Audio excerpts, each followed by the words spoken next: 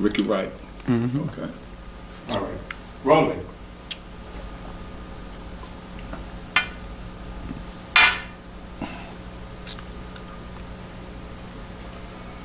I'd like to welcome everybody to Clerance Miles in the community.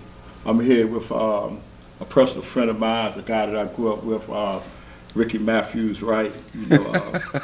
And I say that, I call him Ricky Matthews Wright because he looks so much like his father, And him and I, we grew up together. Just Clerance Miles in the community, and what we do, we talk to people that's here in the Washington, D.C. area. And this guy here is very personal to me because we grew up together in the same neighborhood. We ran around in the same house, we went to the same school, we grew up in the same neighborhood. His family was my family, I grew up in his family, and I'm just here, because him and I have been on a journey together. This Ricky Wright, and I say that is because I just want you to introduce yourself, because I don't want to tell nobody about it, but I want you to introduce yourself. Where you at now, and then we'll talk about where we've been. Okay. Well, as Clarence said, my name is Ricky Wright.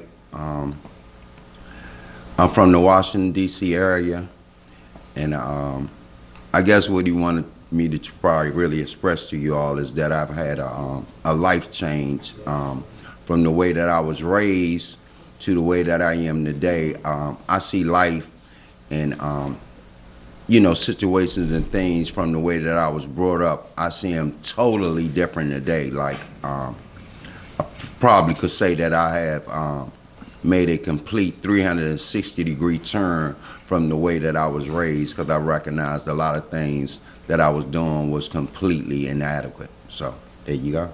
Yeah, and and I say that is because we come up believing, beginning to do things, and we thought that some of the things that we did together, thought we were going to be doing it for the rest of our life. Exactly. So can you kind of tell me how it was when you was younger?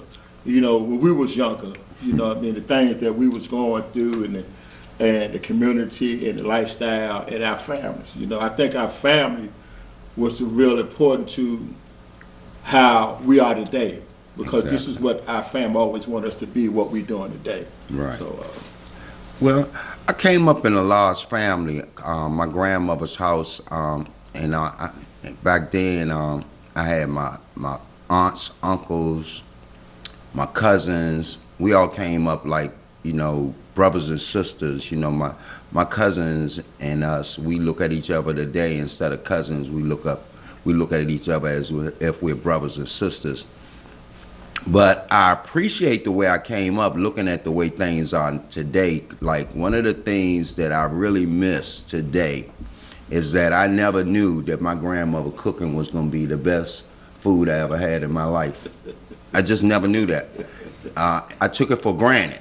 yeah. You know what I mean? And I could look back now at, I'm probably never ever going to get another apple pie like that in my life again. Right. She made that thing from scratch, the dough and all of the, I'm looking at her in the kitchen, the love that she put in her food. I took all that stuff for granted, but today I can honestly say I've never had food since then that was that good. And things like that, even with coming up, the way we used to play, going all the way back to the people, like we played on our street.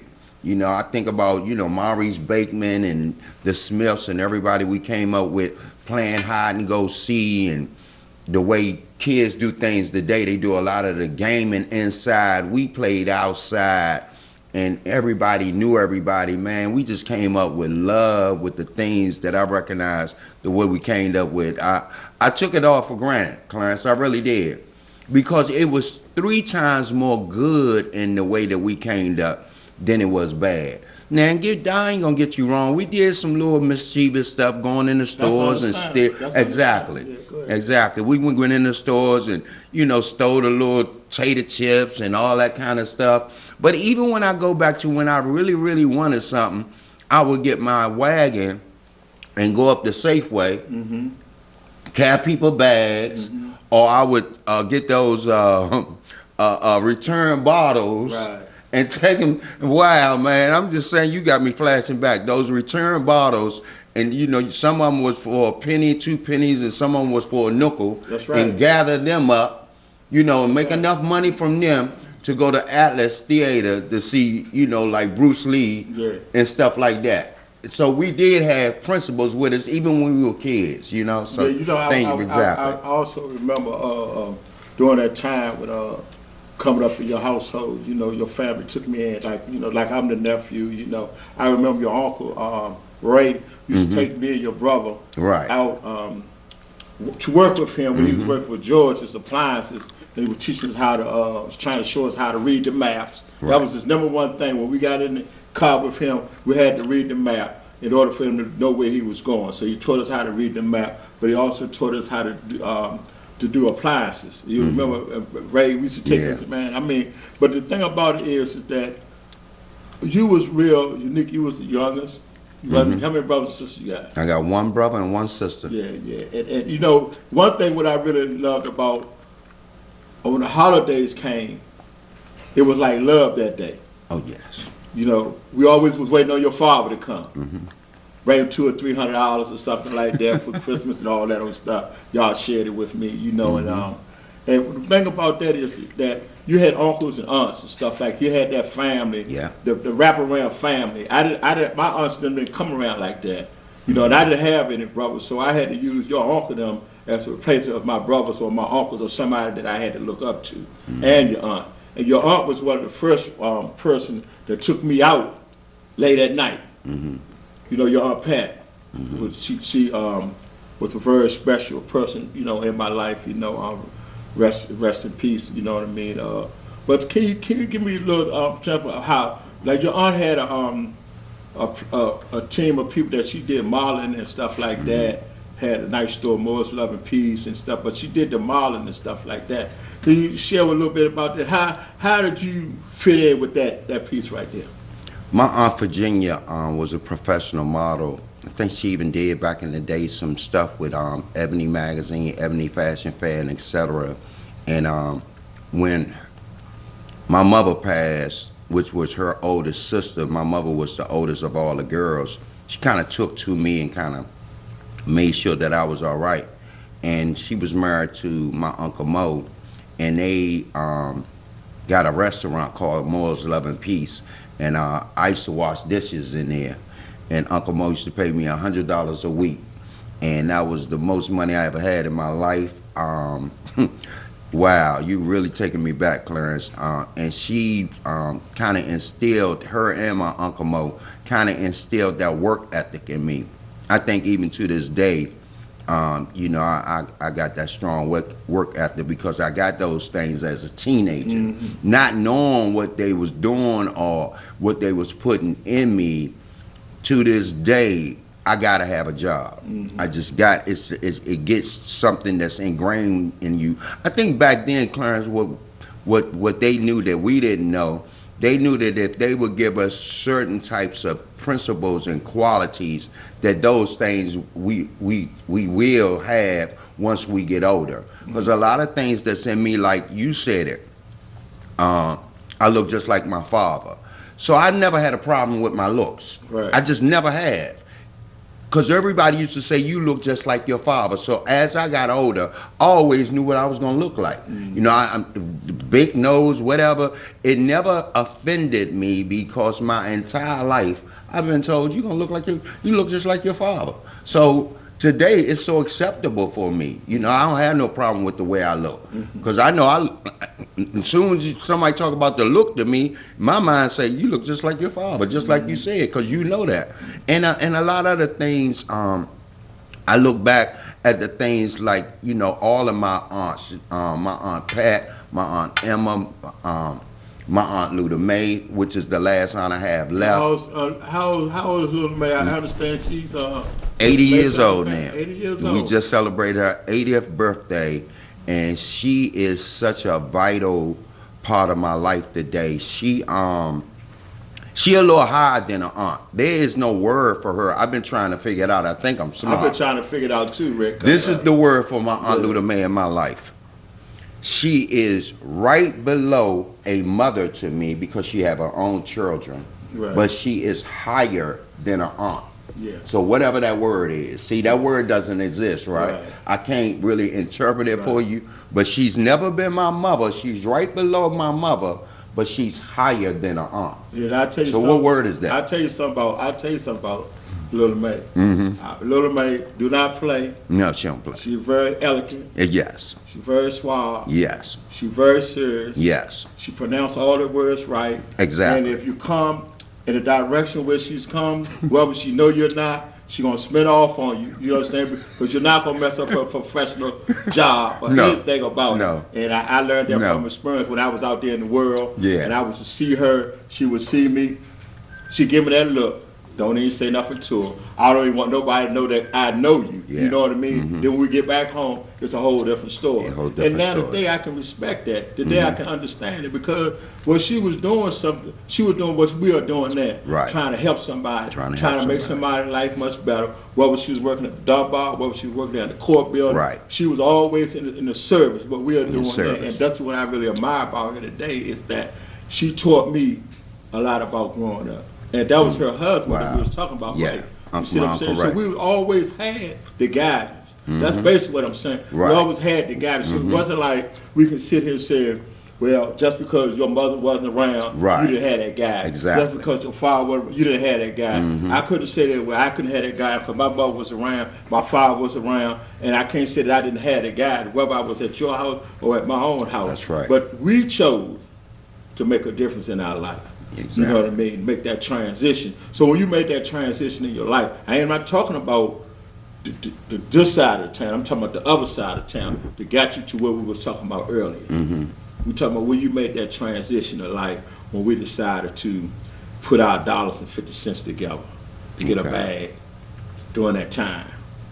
That quarter, that dollar, it was 5 of us or 6 of us, and me and your cousin, your brothers and all us, we get together.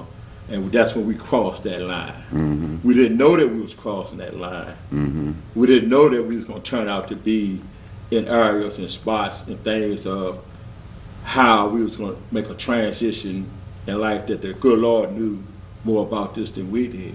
So can you tell me a little about that, and before you get into the other part about how it is now and how, why did you get to be where you was at? Because I was homeless. Truly. After all that good upbringing I had, and all the good teachers that I had, I still became homeless. And I need to know why I became homeless, because I understand why. But can you share a little bit about your life, your upcoming when we make this transition? Because I know everything haven't been great, grand, and groovy in your life or my life.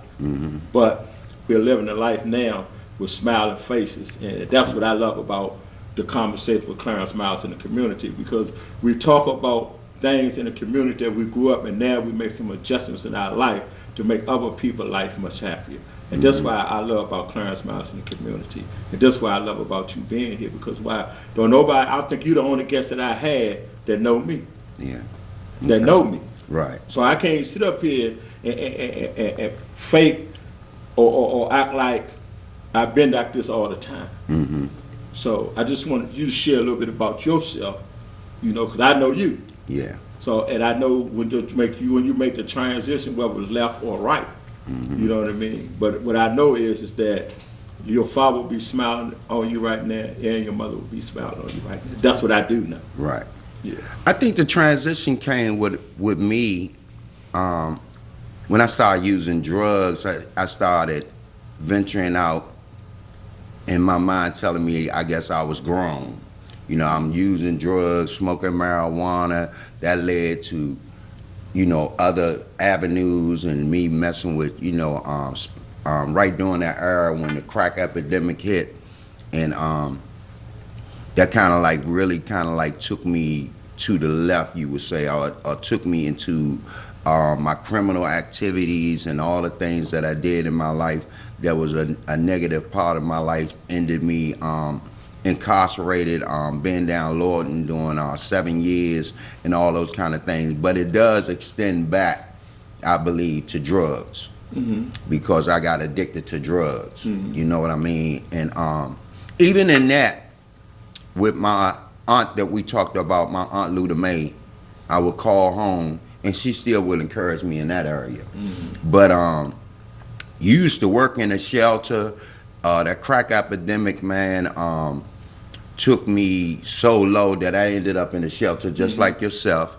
And from that, you know, I got incarcerated and all those things, did time down Lawton, and that's where I really, where you had all the time in the world, you had no other choice to me but to get into yourself, to go inwardly. And then I started finding out that, you know, I'm a lot more than what I think I am. You know what I mean? I'm not just this bad guy that was born in Washington, D.C. that got addicted to drugs. So I started educating myself. I started going to school.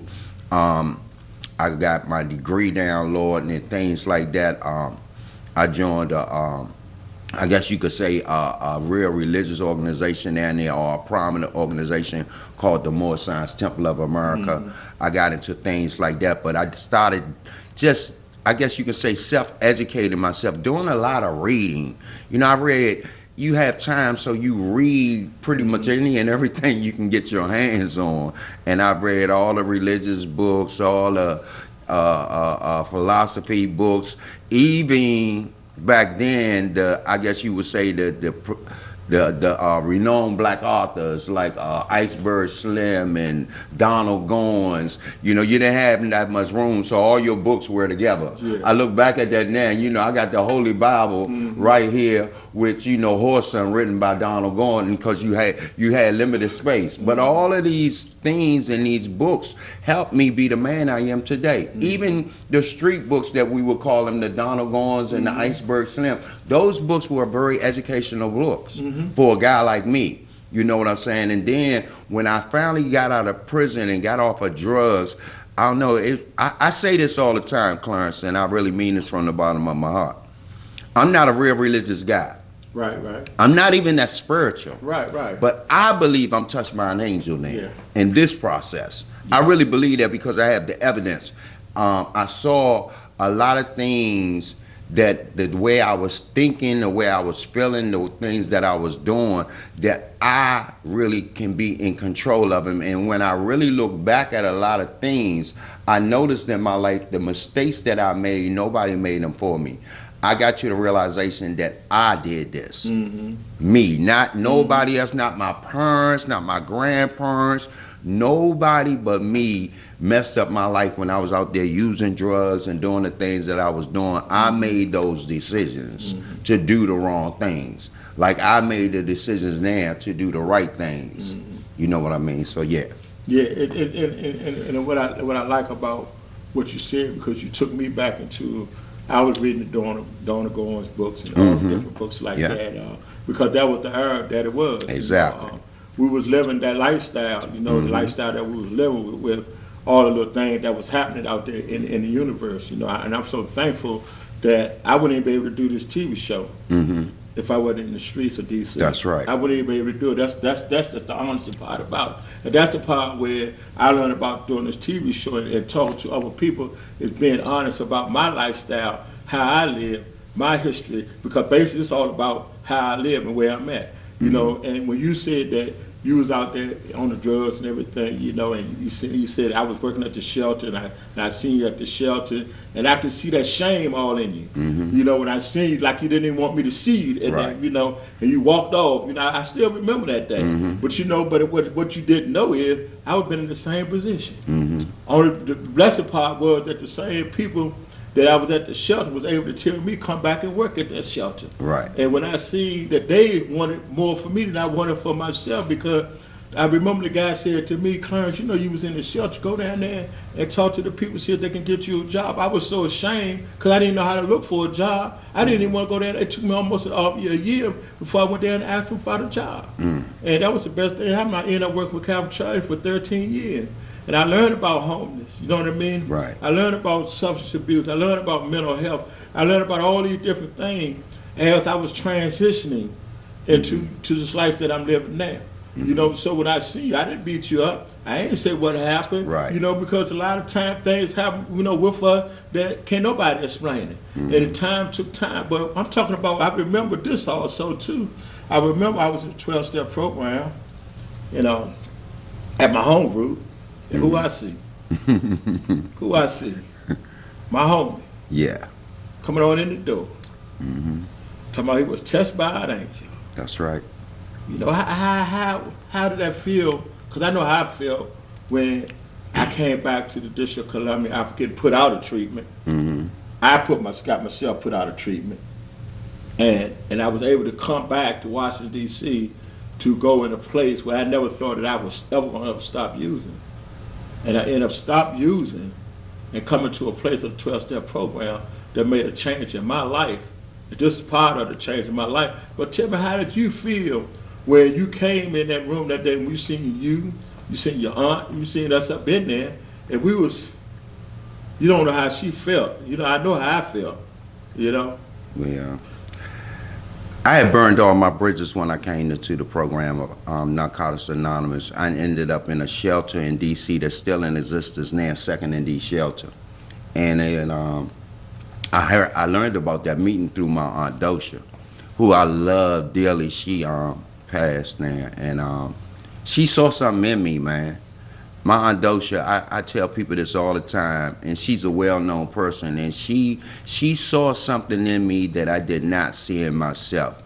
I like to put it like this. You know, I got a lot of visits when I was incarcerated. I only got one visit when I was in Second and D shelter. I only got one visit ever, and that was from my Aunt Dosha. You know, and she brought me a plate of food. I'll never forget it. Oh my God, man, that plate of food meant the world to me, bruh. And it still resonates in my spirit to this day. And she told me to come up to where the meeting was. And that was my first meeting, and I came up there. And she, you know, and just something happened. But this is the part where it gets spiritual at though, Clarence, really. Because when I was in that shelter, they were using drugs in the shelter. Oh, yeah.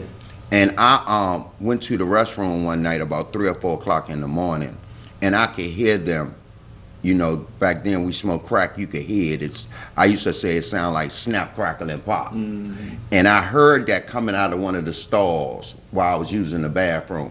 And something instantly put me back to sleep. And to that day, to this day, I have not smoked crack since then. So I know How many years is that?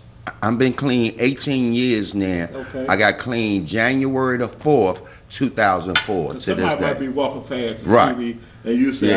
I haven't did that from this day to Right, that. right. They want to know, was it just Exactly. yesterday or how many days was it? 2 weeks, Exactly. 2 months? January the 4th. Yeah. January the Somebody need to 4th. know. That's right. Yeah. January the 4th, 2004 to this day. I have not drank or used any type of drugs to change since that day. And you know, my thing is, you know, I remember they were saying, see if you can be clean, get clean long as you've been using. Exactly. And I used for 23 years. We started off young, real early. Right. I Yes, we thank did. God that I started off early. Yeah. Because I stopped at 36, 37 years old, and I'm sitting up here with 30 years myself.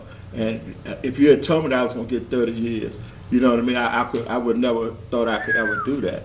But I did that one day at a time. You know what I mean? It haven't been easy, but guess what? I have to look at the success. Right. I was 30 years of success. The most important 30 years out of my success is one day at a time. One day at a time. One day at a time. You know, and when I look at you, man, all I see is it's like you said, the Holy Spirit. All I see is the happiness. You Yeah. know, and I'm not glorifying anything. What I'm Right. saying is that you and I was right there, Right there. side by side. Side by side.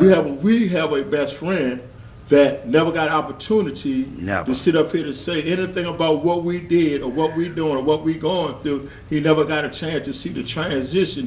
Because we didn't give ourselves a chance, well, he didn't give himself a chance. All the luck it is that somebody cared about us. Was not saying that they didn't care about him, but he not here today, no longer didn't even share the experience that we didn't know that we was going to experience.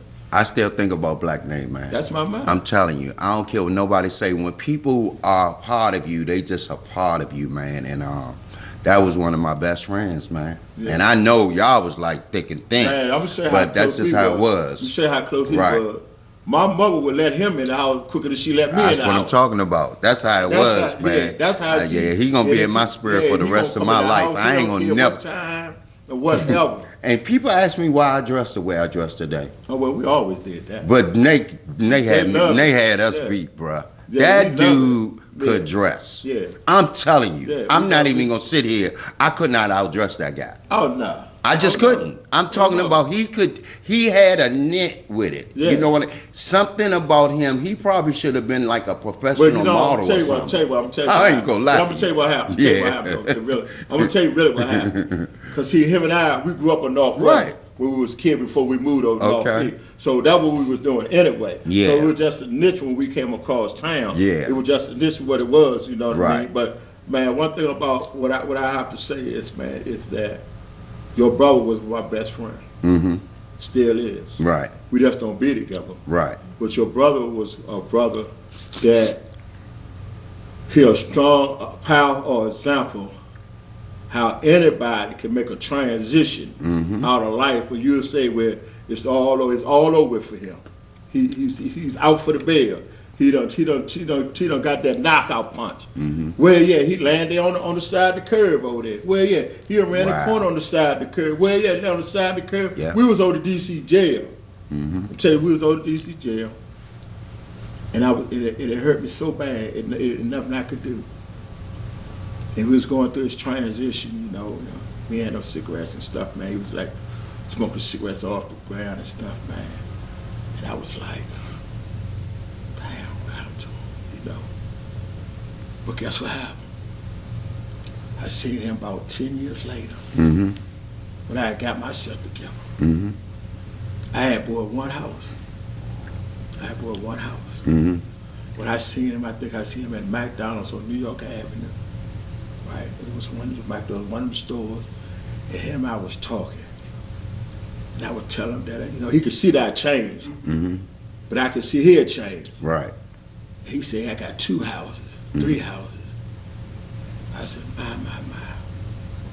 And that's when I knew that the Lord really worked. Yeah. True. I mean, I have to really say it like that.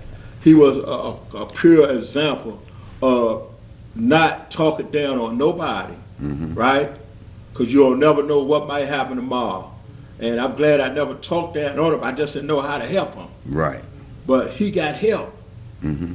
And guess what? He's still a power example for me Exactly. today. But he showed me what a person can do if they are down.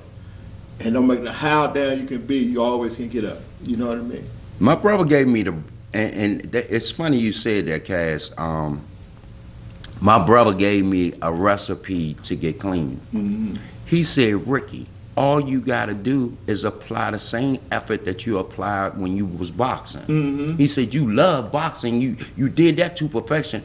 Do the same thing with the drug. Mm-hmm. And sure enough, I did that with the drug, and that's how I stopped using drugs. Mm-hmm. Because when you recognize when you're addicted to something, you have to replace it with something yeah. positive. So I went back to start running, jumping my rope, thinking right, stop going around those people that I was going around, things of that nature. And that is so very important to not go back around what, you know, the literature tells us about people, places, and things. Yes, It is and extremely and then we important. got another thing. You got a sister, I got a sister. Right. You know, and my Yeah. sister, she passed away in April. You know, and it's a touching thing. Yeah. But I try to be that power example for her. Yeah. You know what I mean? And each day I was living, each day I was doing what I was doing. I try to be that power. And even now that I'm speaking, I wish I could still be the power example because I know she wants me to keep doing what I'm doing. Mm-hmm. And if anybody could change a person, only person I know could change a person is the good Lord. Because if I could have, you know I would have. Mm-hmm. But she went out of the way of what we were talking about transition. From, you know, using drugs from the age she was 13. She never stopped at 64. Mm-hmm. Never stopped.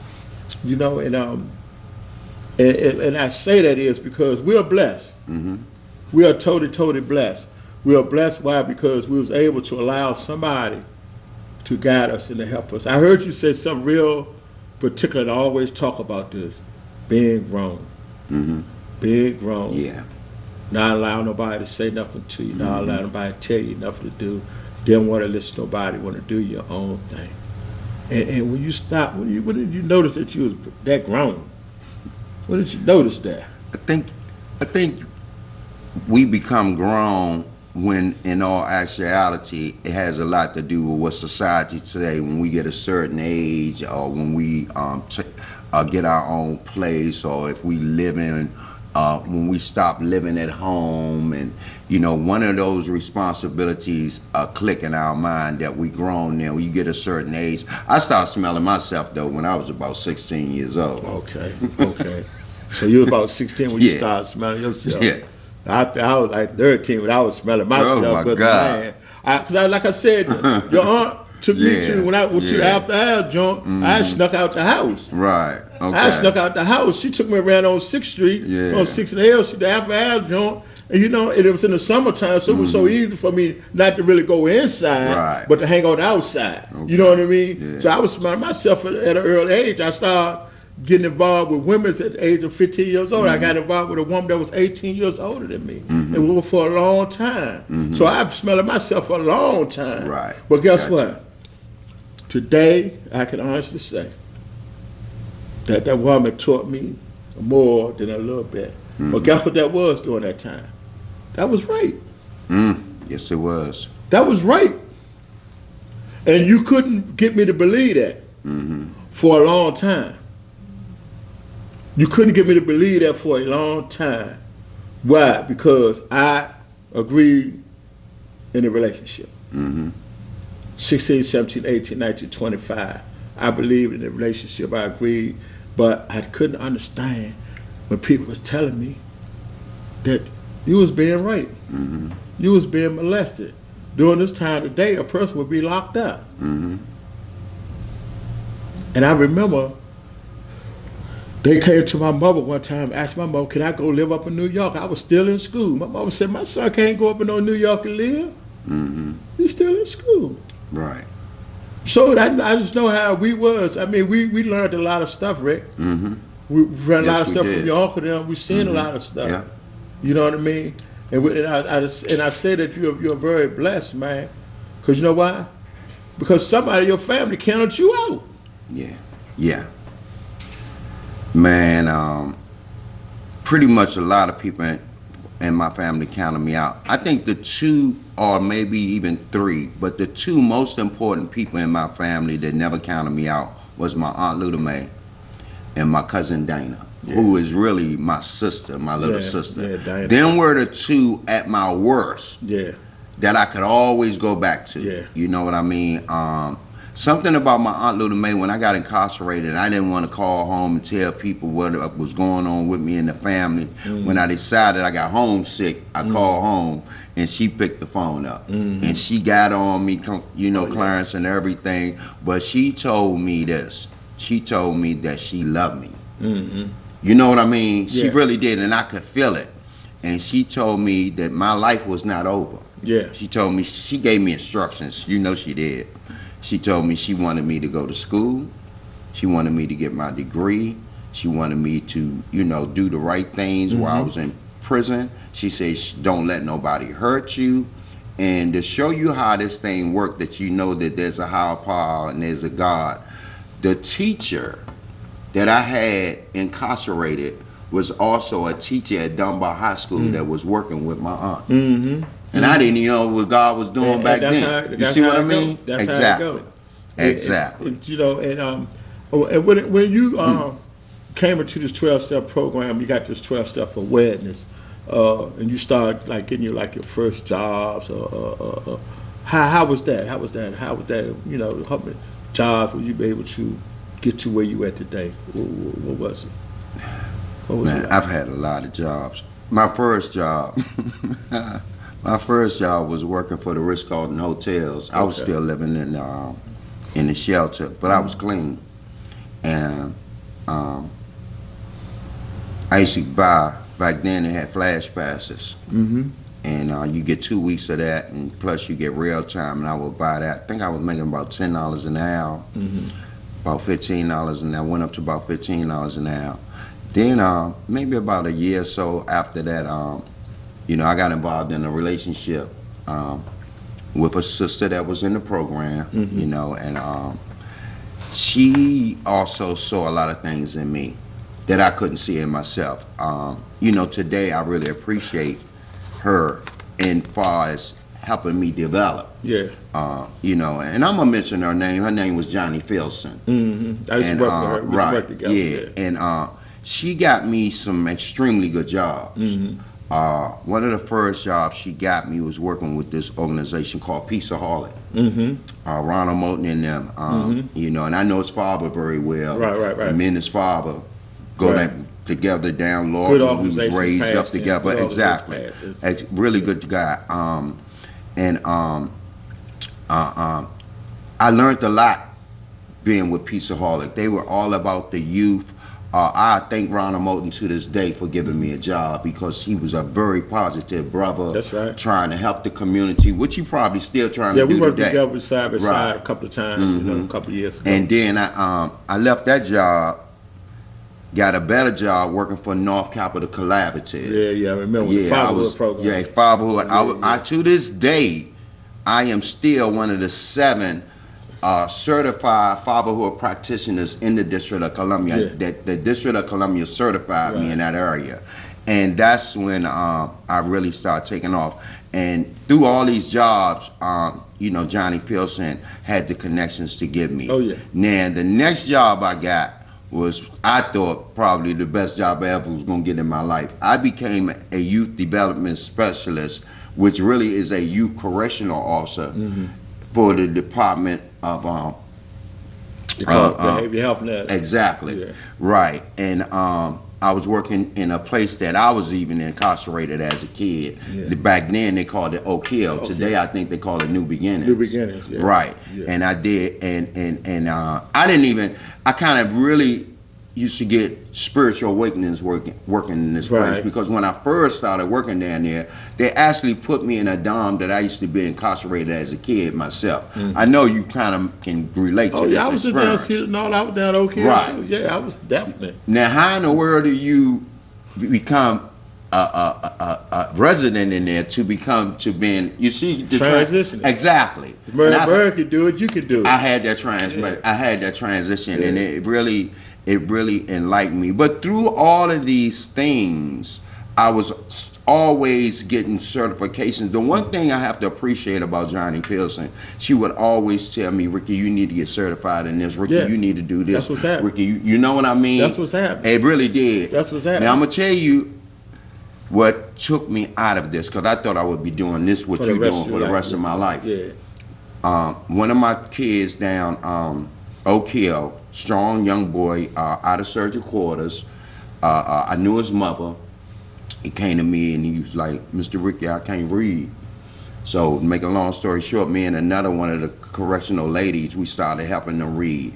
Clarence, don't you know, we helped this little boy so much that he passed so high when he took the GED test that they gave him a full scholarship to the University of Maryland Eastern Shore.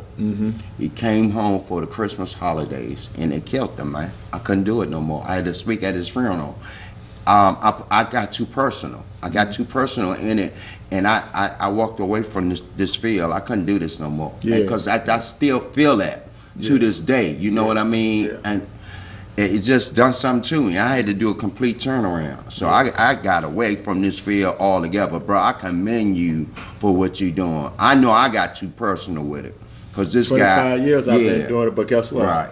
It's getting personal with me too. And his mom told me I had to speak. Way, but I'm 65 now. You know, so I should be feeling some kind of way. You know, I just can't continue on with this process.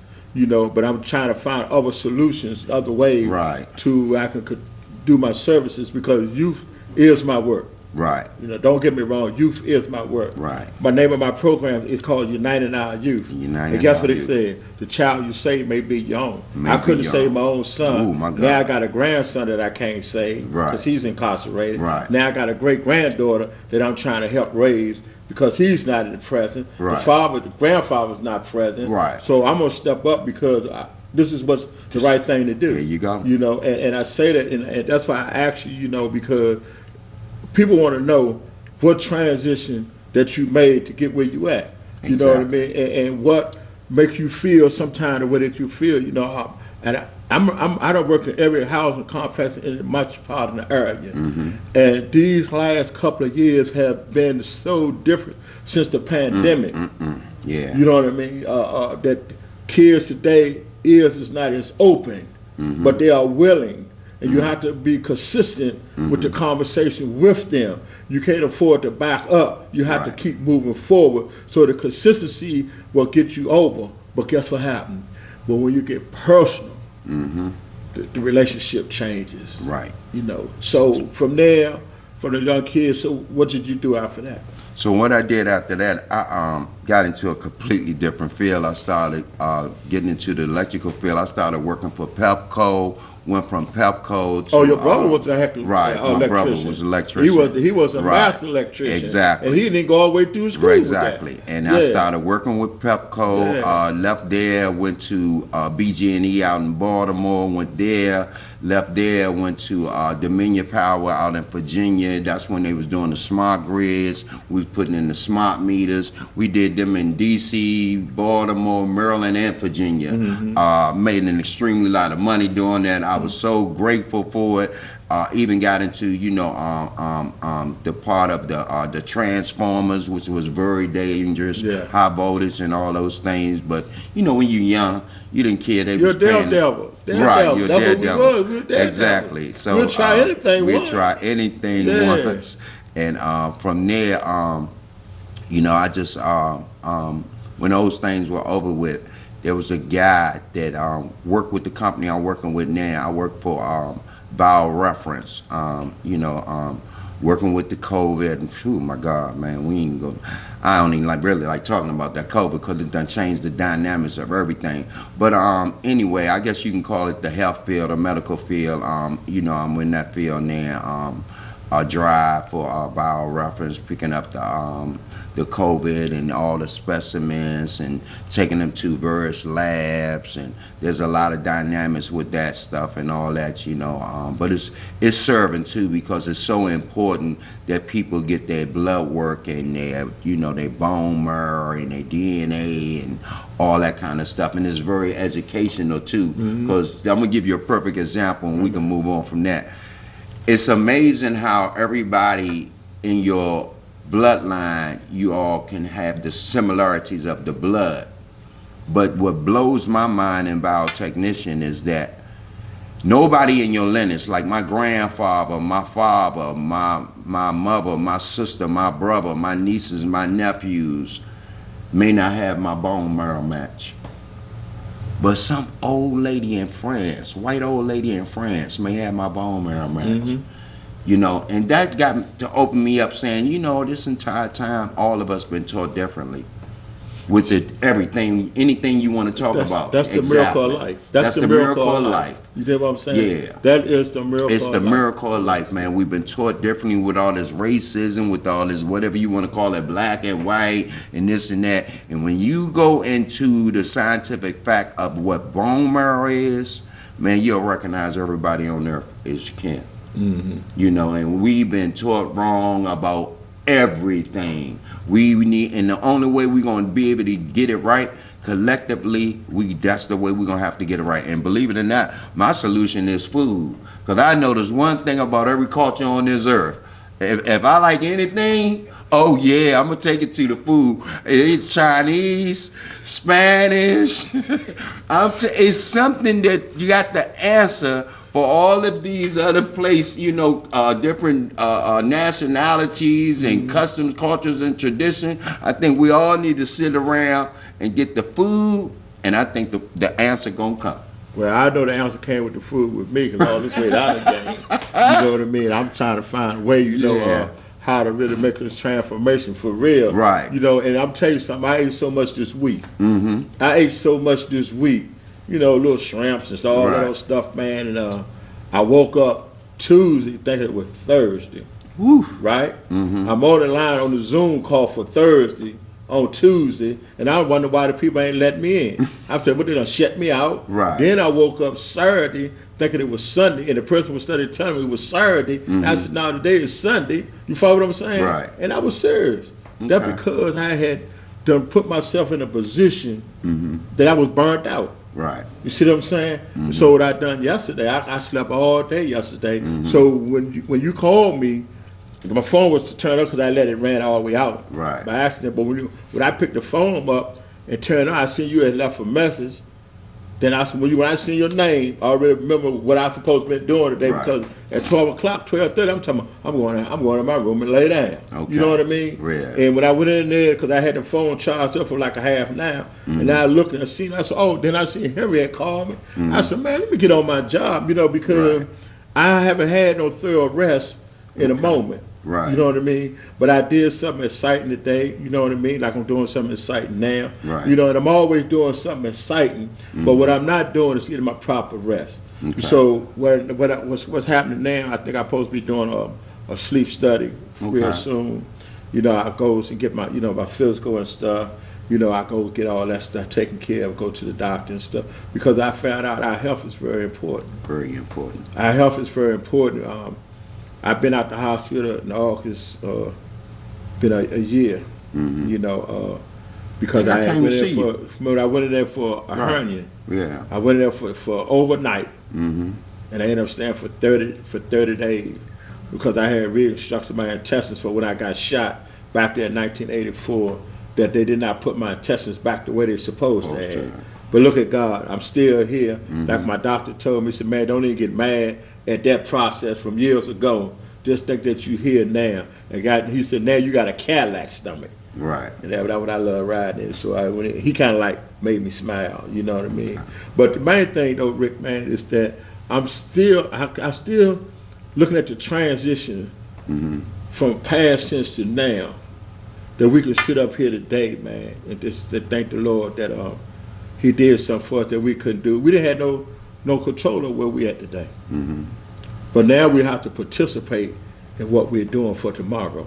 Yes. You know what I mean? Because today we are conscious. And when you're conscious, you can't say, well, I don't know. When I make these mistakes, I don't know, I wasn't aware. You know what I mean? And I thank God that we can sit here today and talk about the things that we did when we was coming up, and knowing that we wasn't the ones who was say that we didn't have this and had that. Right. Because we was able and capable. I just thank God for my parents. I thank God for your parents, because my parents loved your sister. She loved you. She loved, she did because Exactly. because that's where we was at. And my parents had put me out. I was 16 years old. My mother put me out when I was 36 years old. And I had to make this transition.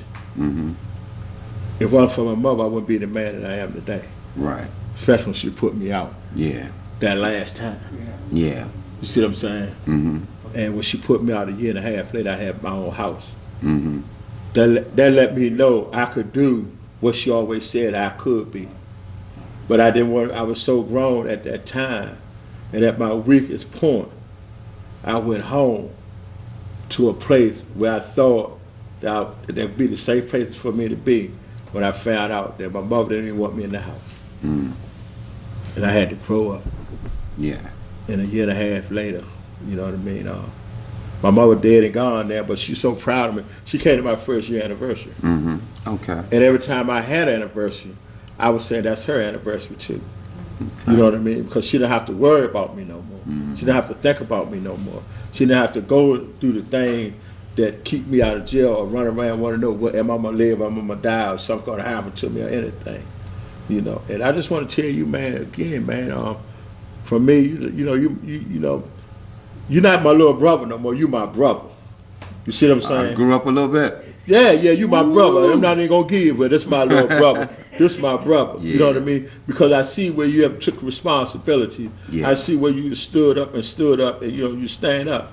You upright. You know what I mean? One time we had a little talk, But after that little talk, man, you just like been blooming, man. I'm just saying, that's why I say, Pee Wee, Pee Wee, he know a little something, but he can't do nothing with you now. This is my thing now, and I'm glad you brought that up. Cause I'm always looking for ways to progress my life now. Yeah. You know what I mean? And you are so right about even the program that we come from, when it talks about no human power could have relieved us of what we're going through. But today I'm looking at what can I do better to even progress my life, and what I do, I work on myself. Like I'm into like more positive thinking. Mentally, physically, because I understand now I'm a physical being, I'm a mental being, and I'm a spiritual being. So in all three of those areas, I work on getting better. I drive a lot. I recognize people just go crazy, man, driving. I'm like, okay, Ricky, Focus. What is it that you can do better? Because that's the only person I can control is me. Physically, what can you do better? Spiritually, what can you do better? Intertwined with all three of those things now, that's what I'm working on right now. Yeah, as you talk about the spiritual aspect, I do a lot of spiritual work in the morning on Monday through Fridays. I be on this line called Empowerment Line, 6:30. Most time I go, most time I go on Tuesdays and Thursdays, because I swim Monday mornings now from 6:30. Monday, Wednesday, and Friday. But if I don't go swimming, I go on that line at 6:30 in the morning.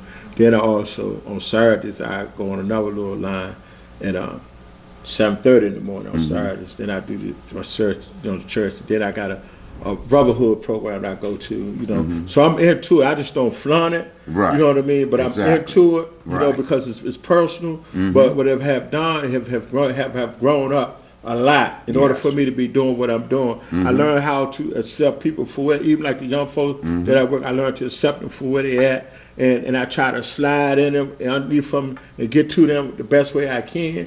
But what I have learned, that the only person who have more control of anything that we do is only one person. And that's why I was able to get saved today, because he had y'all to wake me up. Yeah. Because I was asleep. I was like Peter.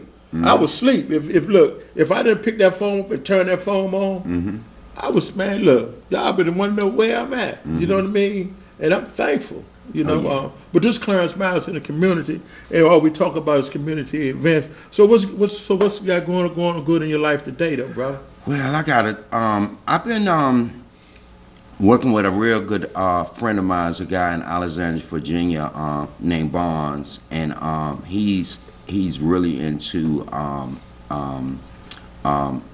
the manifestation and the laws of attraction as it relates to recovery, because we're both in recovery. And we got some things coming up in the making. We're going to do a radio show in Philadelphia. If that go well, he got some connections out in Fresno, California. We looking forward to this. I did his podcast. I don't know if you heard that. Right. The part 2 come out today, as a matter of fact, on the podcast. And since this, do you have the name of the podcast, or in case somebody might be able to by the time it reached, it probably have been gone, but they might can go back to it, might pull it up. Where the name of it is Recovery Manifestation Laws of Attraction, and I'll send you the information to be perfect example. But part 2 of that coming out today. From that, look like things that's been blowing up everywhere, man. I'm getting to speak a lot of different places. But the one thing I understand, Clarence, that I have to be humble. Yeah. I have to be humble. I have to continue to just show gratitude and things of that nature. And I'm just, man, I'm flabbergasted, because if I can help one person, I feel like I've done my job from where I come from. So that's what I'm doing today. Good. And I say that because somebody might walk past, and see this and say, well, what is Mr. Wright doing today? I still got my job too, though. You still working? Yeah, I'm still working, because I got bills and Yeah. And I you know, So you I have was, any kids? I got 3 grown children, and thank God they're grown, but they don't act like they're grown because they're, okay. you know, they still come And back. see, and this is the Yeah. part, I'm not cutting you off. Yeah. This is the part when we grow up together and grow apart. Right. You know, a lot of times, like you probably don't even know my son. Or you I know, do know your son. You know what I'm saying? I met him. But he's Right. 46, but I know, you know, but I you met know him. him as an adult. As an adult. Yeah, and see, I Right. don't know none of your kids. Right, So if I exactly. see him, I wouldn't Yeah, know who they are. exactly. You see what I'm saying? You're right. But I know Pee Wee's son. Right. If I see him, I really wouldn't know, but I know his son from coming up. Right. But this is the joy of it, when you know that you're able to have somebody else come behind you, have that responsibility. Yes. You know, and they can see you transition, you know. So, yeah, that's great. What you got, girls, boys? What you got? I got 2 boys and 1 girl. Okay, Yeah. cool. That's great, that's great. Yeah, I think your kids are put on this earth to drive you crazy. Well, like you That's did your what I mother and think. father? Exactly. That's exactly what. That's how I think. That's how the law of karma get back to us. Yeah. All the things that I did wrong, and you know, it's amazing. My father told me that too. He said, "Wait till you have your kids, then you'll understand." And it'd be like I look in the mirror, Clarence. I get scared sometimes because Yeah. I see my father. I am my father. Yeah. You might well say I'm just my father. I look in the mirror. I still see and Michael there you go. driving that truck and all that. Man, I You know am what my I'm saying? father. It's like it just all it did is just say, went in a circle and came to me. I'm my But you know, the father. bottom line is that we're the older generation now. Right. You know, Exactly. That's the bottom line. Yeah. You know, we're not that kid that's 14 Nope. or 12 or the kid 21 or 25. We're the older generation now. Yeah. And so with that is that we have to take better care of our health, be more responsible, be more alert, you know, and just be ready to take on other endeavors. You know what I mean? But this Clerance Miles in the community.